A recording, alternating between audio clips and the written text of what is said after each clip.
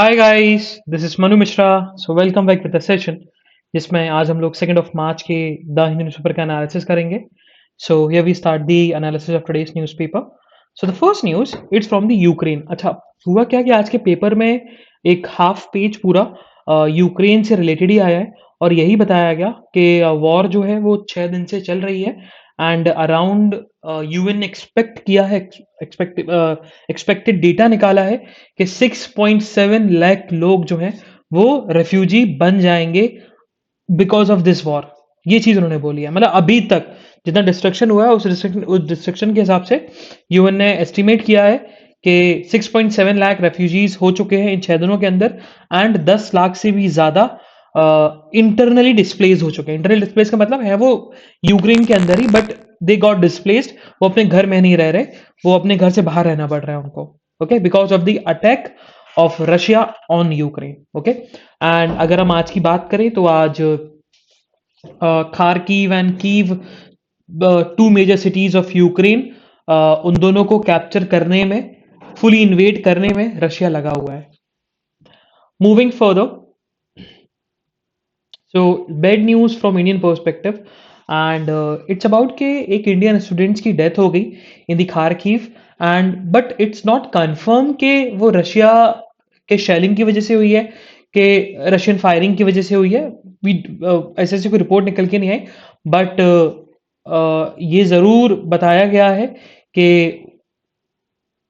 जो बॉडी है उस स्टूडेंट की, इंडियन स्टूडेंट की, उस बॉडी को उसके ही कॉलेज में अभी रखा गया है एंड जब इंडियंस को इवैक्यूएट किया जाएगा तो उसकी बॉडी को भी इंडिया में लाया जाएगा एंड ये अश्योर किया है हमारे फॉरेन सेक्रेटरी हर्षवर्धन श्रिंगला ने। ओके, एंड अभी हम बात करें तो अभी भी अराउंड 4,000 से लेकर 5,000 तक इंडियंस आर 4,000 से लेकर 5,000 लोग अभी भी ट्रैप्ड है रशिया के अंदर, ये चीज बताई गई। मूविंग फर्दर, सो हमने कल न्यूज पढ़ी थी कि एक आरएसएस की विंग है, उसने बोला था कि आयकर आयशी को आप एयर इंडिया का सीईओ मत बनाइए। उसका रीजन ये है क्योंकि वो नेशनल सिक्योरिटी के अगेंस्ट है, बिकॉज क्योंकि उनके अच्छे रिलेशंस हैं टर्की के प्रेसिडेंट एल्द्रोगन से एंड टर्की के प्रेसिडेंट, टर्की देखा जाए, टर्की के प्रेसिडेंट जो है वो थोड़े से फ्रेंडली नहीं है इंडिया की तरफ, वो ज्यादा फ्रेंडली पाकिस्तान की तरफ है। तो इसी के चलते आपको उनको सीईओ अपॉइंट नहीं करना चाहिए, जो कि फॉर्मर टर्किश एयरलाइंस के भी सीईओ है और उन्होंने टर्किश एयरलाइन को बहुत ज्यादा प्रॉफिटेबल बनाया था। तो टाटा सन्स भी चाहता है कि भाई वो आ जाए, लेकिन आयकर आयशी ने at the last moment decline कर दिया that I will not become the CEO of Air India. Reason उन्होंने जो दिया, उन्होंने यही बताया कि देखा जाए तो ये मीडिया जो, इंडियन मीडिया जो है वो थोड़ा प्रोफेशनलिज्म को प्रायोरिटी नहीं देती एंड उन्होंने दो तीन चीजें बेसिकली बोली है कि मेरी कुछ रिस्पेक्ट नहीं है, मेरा कुछ ऑनर नहीं किया जा रहा, because of that I will not accept the position of CEO of Air India.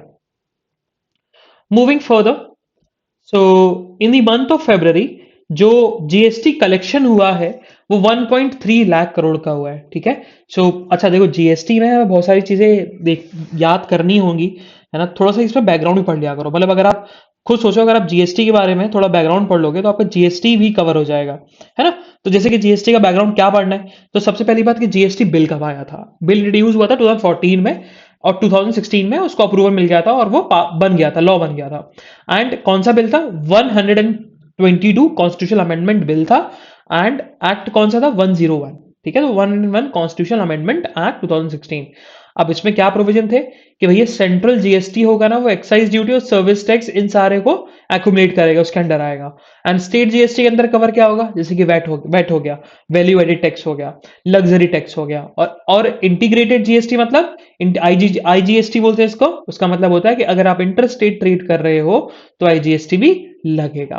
Okay, then यही बताया गया कि article 264 clause, article 264 capital A says कि स्टेट के पास पावर है to tax goods and services and GST council बनाई गई थी एंड जीएसटी काउंसिल में प्रेसिडेंट ने फॉर्म किया था। चेयरमैन जो है वो फाइनेंस मिनिस्टर होता है, central cabinet finance minister, and हर स्टेट के अपने अपने नॉमिनेटेड मिनिस्टर्स होते हैं and they are the members of the GST council. And state के पास जो राइट है वो 2/3 है, और सेंट्रल गवर्नमेंट के पास जो राइट है जीएसटी में डिसीजन लेने में, जीएसटी काउंसिल में, वो 1/3 वोटिंग राइट्स हैं। ओके, और 2/3 उनके पास है, स्टेट्स के पास है। ये चीज बताई गई। तो आर्टिकल याद रखना 279, कई बार डायरेक्टली पूछ लेते हैं। 279 capital A, 279 capital A talks about the GST council. Moving further, हमें सिटी न्यूज नहीं पढ़नी है, और आज स्टेट न्यूज में भी ऐसी कुछ न्यूज नहीं है। It's totally about politics. ये पूरा पॉलिटिक्स के बारे में, ये पूरा बताया जा रहा है कि जो अभी लोकल इलेक्शंस हुए थे आपके पंचायत के, उसमें बीजेडी ने कैसे नेशनल पार्टीज को सेट असाइड कर दिया और बहुत बढ़िया तरीके से इलेक्शन जीता है। Then again this something about politics, ये भी पॉलिटिक्स के बारे में। एंड ये भी the clash between Narayan Rane and Shiv Sena, उसके बारे में बताया गया। ये बिल्कुल इंपॉर्टेंट नहीं है। So on the next state page, इसमें भी ऐसी कुछ न्यूज नहीं है। आज स्टेट में ऐसी कुछ न्यूज ही नहीं है जो आप पढ़ सको। Okay, so on the editorial page, so yes, आज के एडिटोरियल में हमारे पास इंपॉर्टेंट न्यूज है। And the first one, it's basically about the prison reform के बारे में है ना, कि प्रिजन में क्या क्या रिफॉर्म्स लाने की बहुत ज्यादा जरूरत है, ये चीज बताई गई। इसका अपन ओवरव्यू लेंगे, ठीक है।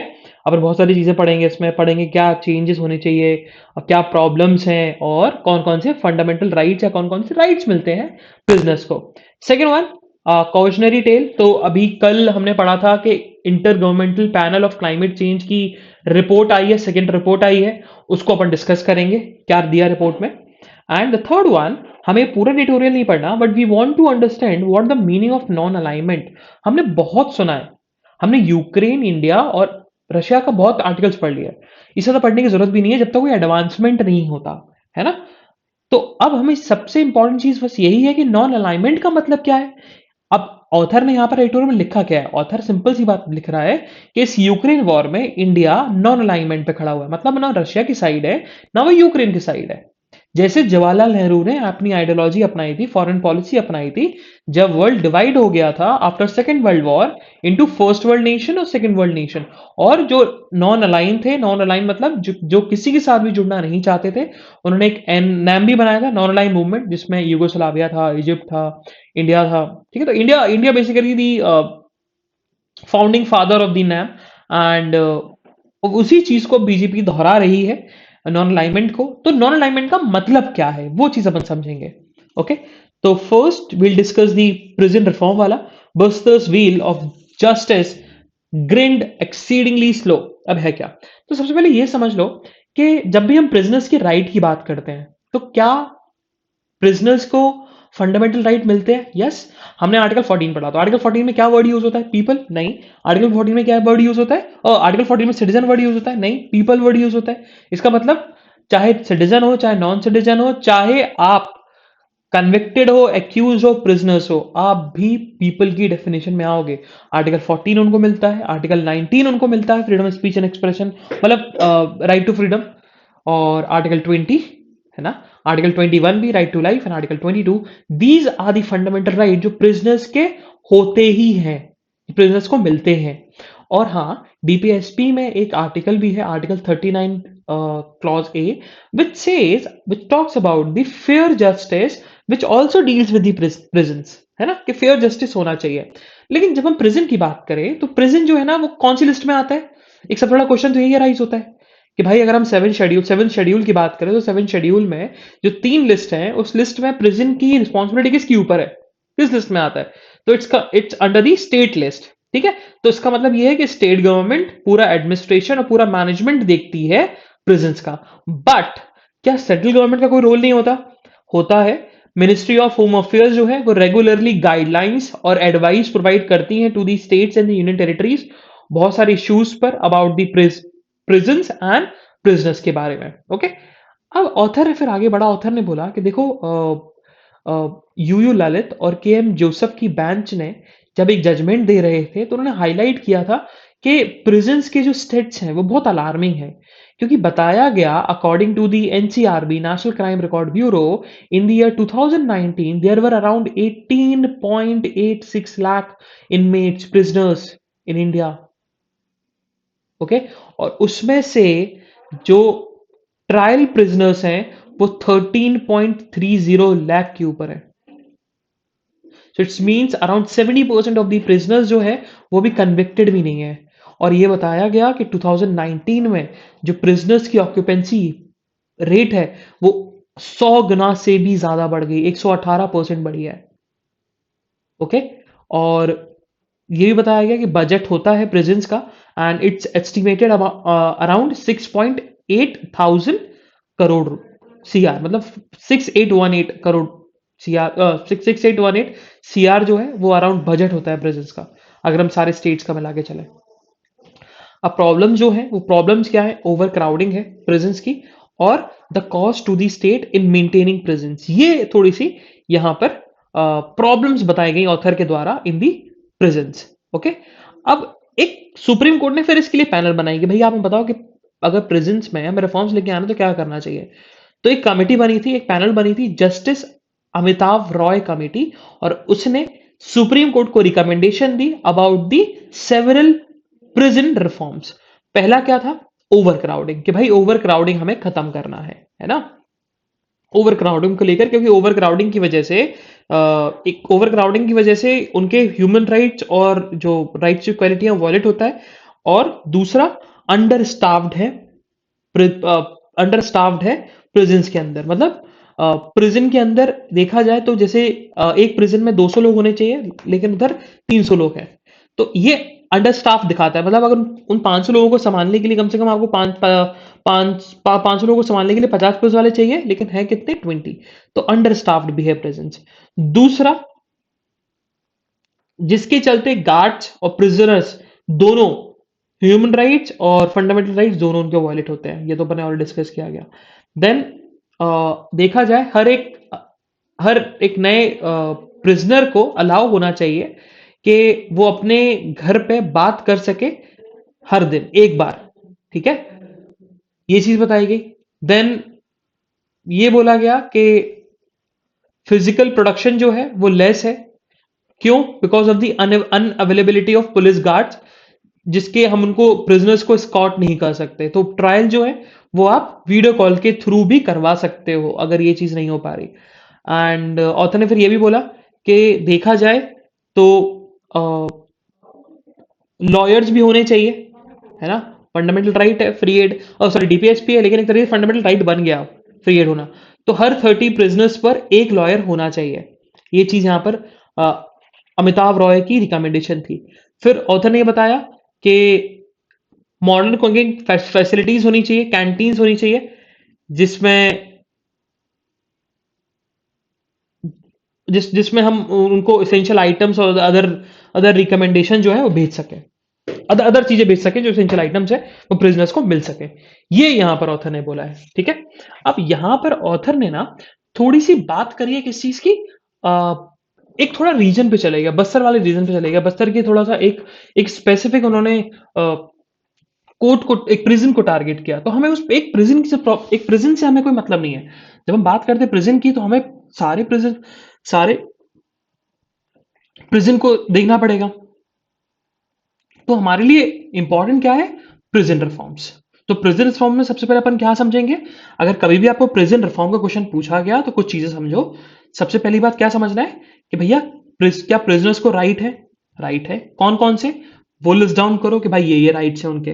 फिर ये देखो कि वो प्रॉब्लम्स क्या हो रही हैं, है ना, प्रॉब्लम्स क्या हो रही हैं। तो प्रॉब्लम्स अपन ने डिस्कस करी, ओवर क्राउडिंग है, फूड है, एंड ह्यूमन राइट्स ब्रीच है, फंडामेंटल राइट्स ब्रीच है, ये सारी प्रॉब्लम्स है। फिर इसके लिए सुप्रीम कोर्ट ने एक कमेटी बनाई थी, एक पैनल बनाया था, अमिताभ घोष कमेटी, अमिताभ घोष पैनल, और उस पैनल ने रिकमेंडेशन दी थी अबाउट दी कि हम इन प्रॉब्लम्स को कैसे एलिमिनेट कर सके। तो उन्होंने बताया कि भाई ओवर क्राउडिंग की वजह से लोगों के राइट्स ब्रीच हो रहे हैं, तो और प्रिजन्स का फॉर्मेशन हो और प्रिजन्स स्टैब्लिश हो, इंफ्रास्ट्रक्चर बने। फिर बताया था कि गार्ड्स की कमी है, अंडर स्टाफ्ड है, तो अंडर स्टाफिंग को दूर किया जाए, नहीं तो उनके ह्यूमन राइट्स और उनके फंडामेंटल राइट्स ब्रीच हो रहे हैं, इवन गार्ड्स के भी। फिर उन्होंने बोला था कि भाई एक हर नए प्रिजनर्स को हर दिन एक बार फ़ोन पे बात करने दी जाए अपने फैमिली मेंबर्स से कि वो बता सके अपनी कंडीशन के बारे में।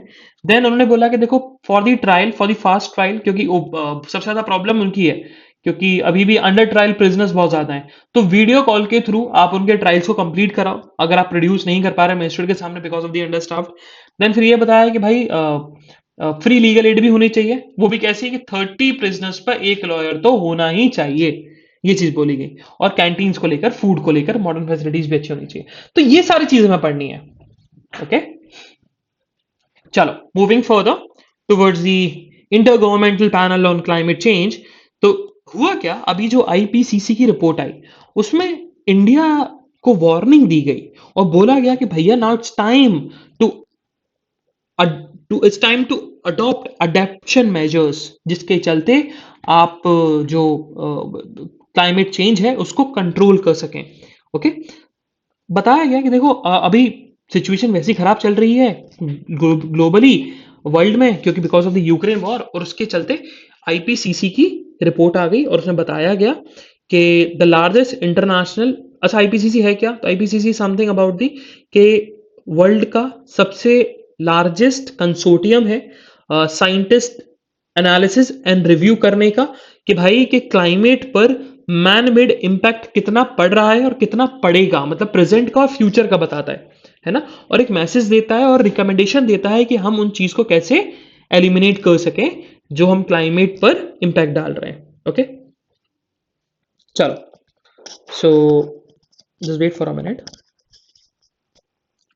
या सो देन यहां पर फिर ऑथर ने बताया कि आईपीसीसी की रिपोर्ट में बताया गया कि for the last 2 decades and for the upcoming 2 decades हम लोग क्लाइमेट चेंज पे बहुत ज्यादा हजार्ड्स पहुंचे हैं, और फॉर द अपकमिंग 2 decades और भी अनअवॉइडेबल मल्टीपल क्लाइमेट हजार्ड्स पहुंचेंगे because of the global warming of 1.5 degree Celsius.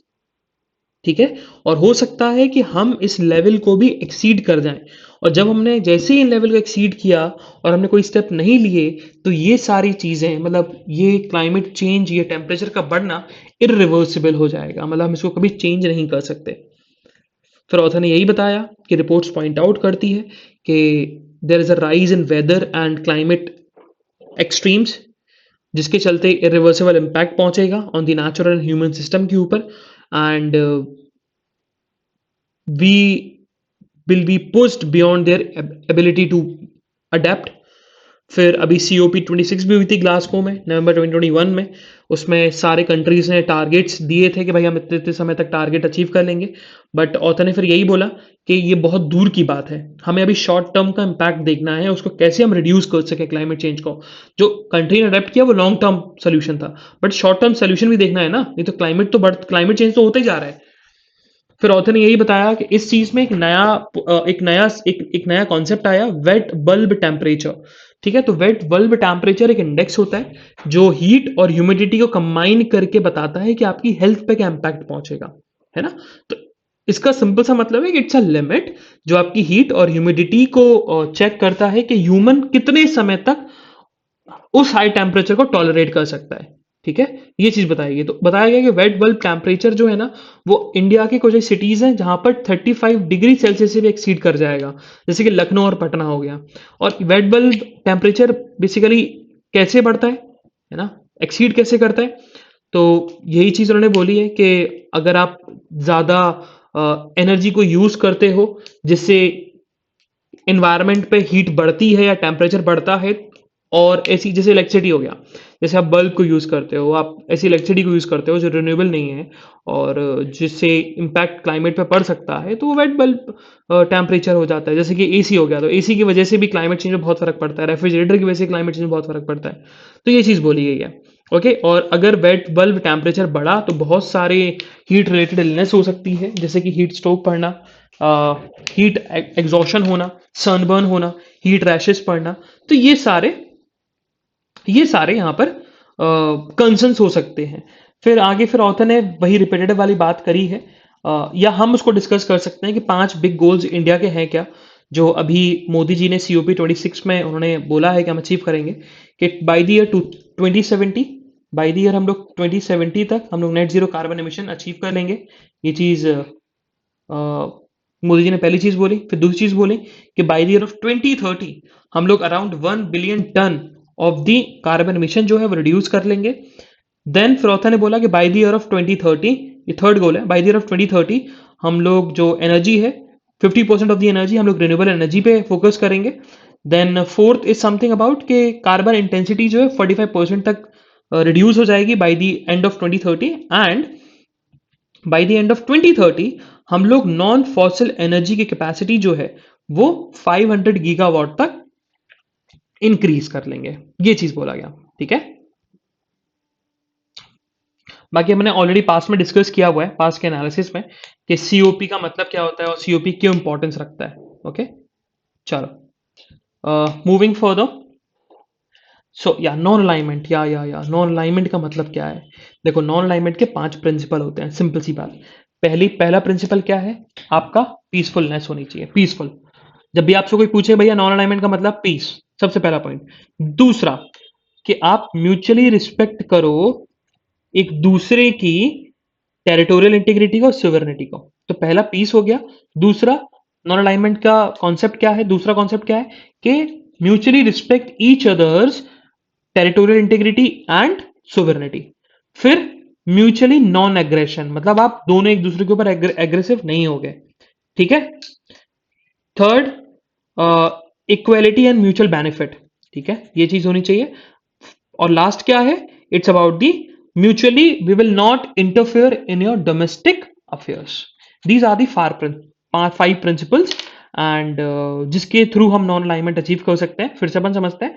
तो सबसे पहली बात क्या है, पीस, शांति, है ना। आपको सोचो नेहरू के समय से ऐसे याद रखो 5 प्रिंसिपल, कि नेहरू के समय से याद रखो, जब नेहरू जी ने जब फर्स्ट वर्ल्ड और सेकंड वर्ल्ड, मतलब रशिया और यूएस के साथ में नहीं आया था, तो उन्होंने नॉन अलाइनमेंट का मतलब क्या था कि हम पीस चाहते हैं, इसीलिए आया था। तो मतलब पीस मतलब नॉन अलाइनमेंट। दूसरा, कि हम एक दूसरे की टेरिटोरियल सोवरेनिटी और इंटीग्रिटी को रिस्पेक्ट करेंगे।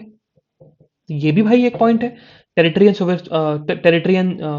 सोवरेनिटी, ठीक है, territorial sovereignty and territorial integrity. Third क्या है, नॉन एग्रेशन, हम एग्रेसिव नहीं होंगे आप एक दूसरे की तरफ, हम आपके डोमेस्टिक अफेयर्स में इंटरफेयर नहीं करेंगे। और इक्वलिटी एंड म्यूचुअल बेनिफिट होगा, मतलब ट्रेड हम करेंगे लेकिन म्यूचुअली साथ में खड़े होकर, आप ना हमारे सामने आप झुकेंगे ना हम आपके सामने झुकेंगे, ये सारी चीजें।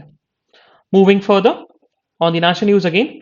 सो बताया वही जा रहा है कि because of the war in Ukraine, बहुत सारे students, around 4000 students in the country of Ukraine, they are shivering in cold and they're facing hunger problem and chilling fear because Ukraine का टेम्परेचर भी बिलो 0 डिग्री सेल्सियस भी जा रहा है। Moving further, so India के लिए थोड़ी सी problem वाली बात हो सकती है because of this war. It's about the defence supply जो है, जो रशिया से आ रहे थे, specially S-400 anti missile system, उन पे अब रोक लग जाएगी और आगे चल के हो भी सकता है कि हम नहीं भी खरीद पाए क्योंकि सैंक्शंस इंपोज हो रहे हैं और इंडिया के ऊपर भी काट सा लग सकता है। ये पूरा पेज आपका इलेक्शन से भरा हुआ है, तो बिल्कुल नहीं पढ़ना, ये 10 मार्च के बाद ही खत्म होगा ये वाला page. So on the national news again, so what happened, so work properties को जियो टैगिंग किया जा रहा है। अब जियो टैगिंग का मतलब कि आप गूगल पर, आप देखो गूगल पे आपने आसानी से आप कोई शॉप ढूंढ लेते हो, जैसे आपको ढूंढना ताज होटल मुंबई, तो आप ताज होटल मुंबई ढूंढा, आपको फोटो भी मिल गई, तो यू कैन इजीली आइडेंटिफाई कि भाई ताज होटल कैसा है और जो ड्राइवर है वो हमें सही जगह ले जा रहा है कि नहीं ले जा रहा। बट वर्क प्रॉपर्टीज जो हैं, जैसे मदरसा हो गया, बफ बोट्स हो गए, उनको भी अब जियो टैगिंग की जा रही है ना। जैसे आप कोई शॉप ढूंढते हो, मान के चलो आपको शॉप ढूंढनी है, मान के चलते हैं शर्मा स्वीट्स, ठीक है। तो शर्मा स्वीट्स पे आप गए, आपने गूगल पे सर्च किया शर्मा स्वीट्स भोपाल, और फिर आपने देखा कि अरे शर्मा स्वीट्स भोपाल तो बहुत सारे हैं, तो आप फोटो से चेक करते हो कि भाई कौन से मुझे शर्मा स्वीट्स पे जाना है, तो इस शर्मा स्वीट्स पे जाना है, फिर इजीली आपके लिए नेविगेट करने में आसान हो जाता है। तो same goes with the work properties. तो गवर्नमेंट क्या कर रही है, वर्क प्रॉपर्टीज को भी अब जियो टैग कर रही है, जिससे आसानी होगी गवर्नमेंट को भी और लोगों को भी कि कौन से मदरसा या कौन से वर्क फोर्ड में वो लोग जाना चाहते हैं। Moving further, so Russia Ukraine capital और खार्किव की तरफ बढ़ना उन्होंने स्टार्ट कर दिया है। Okay, then united nation security council में इंडिया ने बोला है कि इंडिया के नेबरिंग नेशंस के जो और भी लोग हैं जो यूक्रेन में फंसे हुए हैं, हम रेडी हैं उनकी हेल्प करने में। बस आप हमसे बोलो, हम हेल्प करेंगे आपकी। मूविंग फर्दर, सो अभी हो सकता है कि ताइवान में भी ये इशू हो जाए जो अभी यूक्रेन में चल रहा है, क्योंकि देखो यूक्रेन तो टेरिटरी नहीं है, बट ताइवान एक ऐसी टेरिटरी है जो कि डिस्प्यूटेड है चाइना और ताइवान के बीच में, बिकॉज वहां पर वन कंट्री टू सिस्टम है और चाइना लगा हुआ है कि इस सिस्टम को हटाना है। सो उसने अपने 5 यूएस ने क्या किया इस चीज को रोकने के लिए, अपने 5 ऑफिशियल्स को भेजा है ताइवान में। एक सिचुएशन खराब तो नहीं है, बल्कि चाइना बोल भी चुका है कि आप हमारे ताइवान वाले मैटर पे इंटरफेयर ना करें। लेट्स सी यूएस पता नहीं क्या कर रहा है।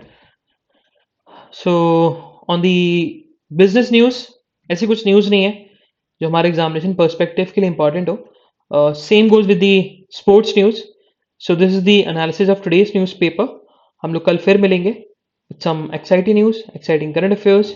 तब तक के लिए bye bye, have fun and enjoy your day. Bye bye guys.